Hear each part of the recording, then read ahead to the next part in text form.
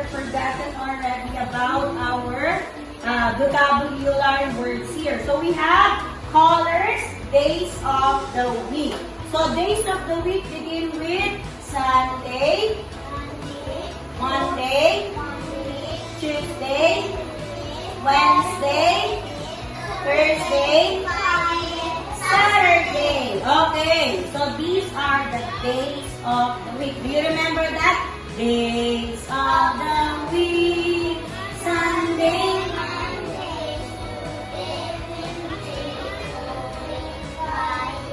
Saturday. And these are animals. So very good. These are animals. So who can name animals that you can see here? What are the animals that you can see here? Anyone? Yes? Rabbit. Is there any rabbit here? Can you point it out? Go. Rabbit. Where's the rabbit? Is she correct? Is that a rabbit? Yes, that's Gabber. Okay. What else? Okay, sit properly. Don't sit like that. What is it again? What animal? Dog. Again, say it louder. Dog. Where's the dog? Is he correct? Yes, Gabber. Okay, good job. Lion. Very good, Captain. So where's the lion? Is he correct? Yes, Gabber. Okay, good job. Yes. Come here, please. What animal can you see on the wall?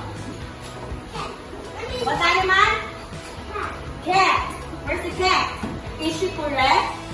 Yes. Let's clap for Namreen. Okay, good job. And kitchen. Everybody, kitchen. Bedroom. Living room. Yard. And okay, very good. Good job. What is this one? Which part is it? Kitchen. Okay. This one? Is there where you take a shower? This one? Bedroom. Very good. Let's stop around long. Good job. Okay, now let's teacher will tell you a story. Okay, quiet. Once upon a time, Lulu went home early. He went home from school.